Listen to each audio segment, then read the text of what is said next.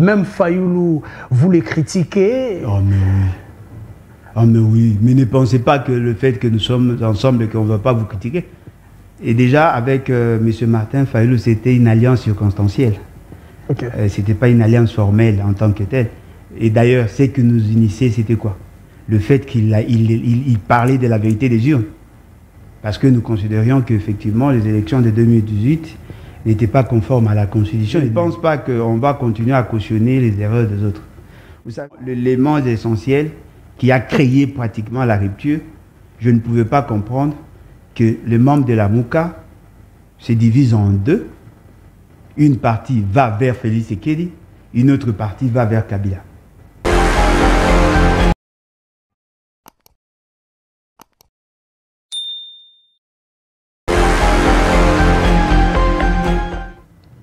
Les Congolais n'ont-ils pas droit de connaître où se trouve la première institution de la République démocratique du Congo? Ce sont les grandes questions que nous nous posons. Deuxième question, quel sort réservé à ceux qui ont été cités par le rebelle, capturés par les services de sécurité? Faut-il coller à cette interpellation la politique, le droit ou la sécurité réellement? Nous en parlons avec un digne fils de la République démocratique du Congo, président d'un parti politique, le BAT. Il s'agit bien de M. Alain Bolodjoa. Président Alain Bolodjoa, bonsoir et bienvenue. Bonsoir à vous, bonsoir à tout le monde. En tout cas, merci beaucoup pour l'opportunité. Ok. Comment vous portez-vous? Oui, ça va. On se porte bien. Quand même que le pays va très mal, mais ça va. Comment l'évolution de le BAT? Nous nous battons. Quand même qu'il y a beaucoup de contraintes, mais on est là. On est un peu bloqué du fait qu'on avait des démarches à mener. Et étant donné que je n'ai plus d'identité, ça pose un peu problème. La raison de ces manques d'identité? Depuis qu'on a saisi mon passeport, depuis le 31 octobre de l'année passée, au fait, je n'ai plus d'identité. Qu'est-ce qui fait cette saisie? Qu'est-ce qui est à la base? La volonté de nuire.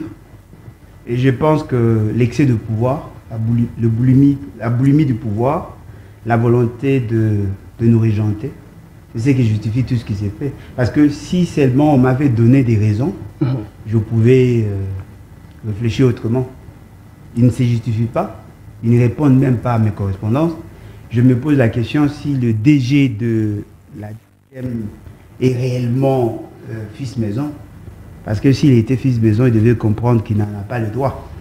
Lorsqu'on vous écrit une correspondance, la moindre de choses, c'est d'y répondre. Et je crois que ce sont les ABC de l'administration. Fort malheureusement, il ne réagit pas.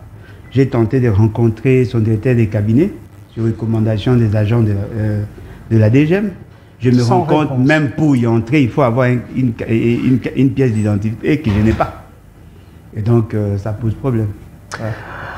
Alain Bolodjoa, qui se bat dans l'opposition, sans parti politique, qui s'est dit, je vais me jeter dans une aventure, laissez-moi permettre le terme, avec certains jeunes Congolais, il crée le BAT. Où se classe le BAT actuellement? Bon, le BAT, c'est un parti politique progressiste sur le plan idéologique. Et nous sommes dans l'opposition. Naturellement, d'ailleurs. Parce qu'on ne peut pas créer un parti pour adhérer au pouvoir. Si on avait l'intention de rejoindre ceux qui sont là, certainement qu'on allait adhérer à l'un des partis ou à l'un des regroupements. Mais on pouvait aussi adhérer dans un autre parti politique de l'opposition, les CID, l'ensemble qui sont dans l'opposition. Oui, mais généralement, lorsqu'on crée des partis, on crée des partis pour être dans l'opposition.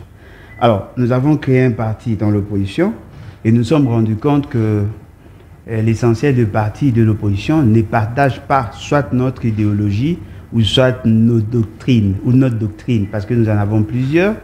Nous avons un système de valeurs que nous défendons, que nous ne trouvons pas dans des partis politiques, que ce soit au pouvoir que dans l'opposition. Mais qu'est-ce qui vous spécifie? Déjà, nous sommes progressistes. C'est-à-dire que nous ne sommes pas socialistes, encore moins libéraux. Et puis, deuxièmement, nous fondons notre combat sur le livre de Néhémie, chapitre 2, verset 18. C'est-à-dire que nous nous considérons comme des bâtisseurs. Okay. Nous comprenons que le mur a été détruit, la ville a été détruite, et nous nous sommes décidés de créer un parti politique des bâtisseurs, comme l'a fait Néhémie, afin de reconstruire et de construire au-delà de ce qu'il y avait. Et vous pensez que la reconstruction que vous prônez aujourd'hui se passera dans l'opposition? Vous vous jetez dans l'opposition, pourquoi ne pas aller dans le pouvoir et aider le pays à la reconstruction? Bon, c'est d'abord un problème d'approche. Parce que généralement, lorsqu'on est dans la société, il y a trois questions que l'on se pose. Qui sommes-nous? Qui voulons-nous être? Et comment y parvenir? Apparemment, dans qui sommes-nous? Qui voulons-nous être? Nous répondons de la même manière. Nous sommes un pays riche, un pays potentiellement riche, avec une pauvreté déshumanisante. Et nous voulons devenir un pays développé. Mais comment y arriver? C'est là maintenant qu'il y a des différences d'approche entre nous, par exemple, et ceux qui sont au pouvoir. Nous pensons que pour être président de la République, il faut être un homme pétri de valeurs. Il faut avoir un background. Il faut avoir une adresse scientifique. Ceux qui sont au pouvoir considèrent qu'il suffit seulement d'avoir la volonté. Et naturellement, nous ne pouvons pas coexister parce que le fondamental déjà pose problème. Et puis deuxièmement, nous considérons que les entreprises publiques ne sont pas les butins des guerres. C'est-à-dire qu'on doit dépolitiser les entreprises publiques et surtout l'administration publique de manière générale. Pour eux, ils doivent se distribuer le poste.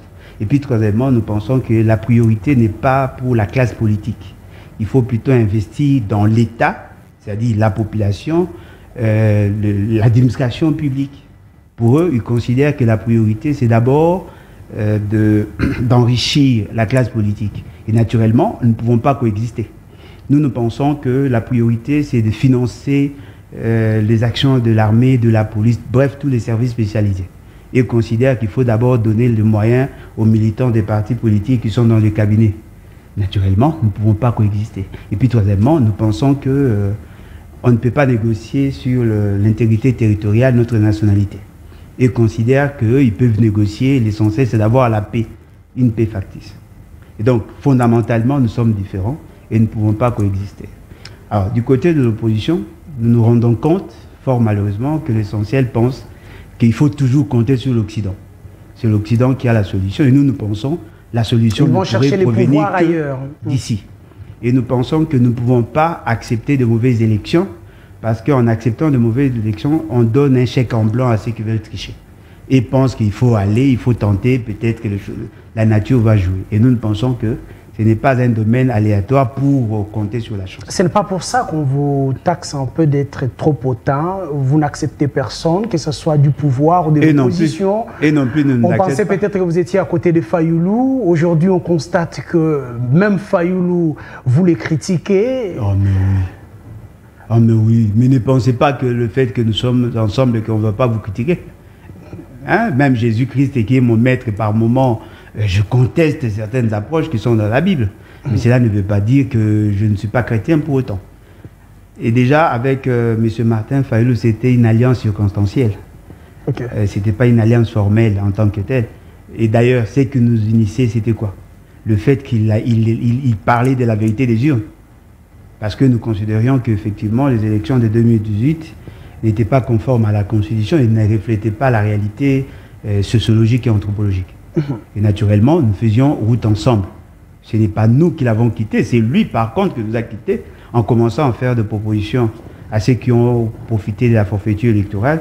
Et le plus grand péché, c'était quoi? La proposition de sortie des crises, c'est ce qui vous a un peu non, l'un des éléments, mais l'élément essentiel qui a créé pratiquement la rupture, je ne pouvais pas comprendre que les membres de la Mouka se divisent en deux. Une partie va vers Félix Tshisekedi, une autre partie va vers Kabila. Nous fustigeons le fait que Kabila fait de Félix Tshisekedi comme président de la République en violation de la Constitution. Si l'une des parties va vers Félix Tshisekedi et l'autre partie va vers Kabila, ça n'a pas de sens parce que nous ne pouvons pas être victimes et bourreaux à la fois. Mais ils vous ont expliqué que s'il faut se battre pour sauver le pays, s'il faut partiser même avec Kabila, c'est important pour sauver la République. Alors, l'heure est au bilan.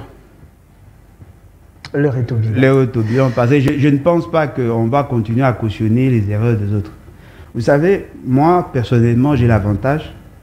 Je suis né politiquement dans un parti de l'opposition, FONUS. J'ai évolué de 2011 à 2018 dans un parti du pouvoir, PANADER, déjà Marie Boula-Moukilocho. Je connais et l'opposition, et le pouvoir, et la société civile. Voyez-vous? Et à cette époque, lorsque nous commencions la politique vers les années 2002, on nous disait que nous étions une génération sacrifiée. Et je ne peux pas tolérer que les générations qui viennent après nous soient encore sacrifiées. Il faut qu'il y ait une rupture épistémologique, et je crois que c'est ça l'essentiel de notre combat. Je considère que ceux qui ont eu à se battre ont eu à faire des choses, mais fort malheureusement, ils ont été complaisants dans leur démarche, et je ne tolère pas leurs erreurs. Ils ont commis des erreurs dans le passé, je ne voudrais pas qu'ils commettent des erreurs pour mettre à genoux la jeunesse qui vient après. Très bien, nous prenons déjà notre premier sujet concernant l'absence du président de la République au pays. Où se trouve l'institution président de la République? Les Congolais s'inquiètent. Dans cette inquiétude des Congolais, Madame Tina Salama, à travers un tweet, a répondu à la population pour dire que le président de la République effectue une visite à l'extérieur du pays, une visite pour le bien de la République à l'extérieur. Il ne serait pas peut-être important de communiquer sur cette visite. Les Congolais n'ont-ils pas droit d'avoir des informations sur tous les déplacements du président de la République?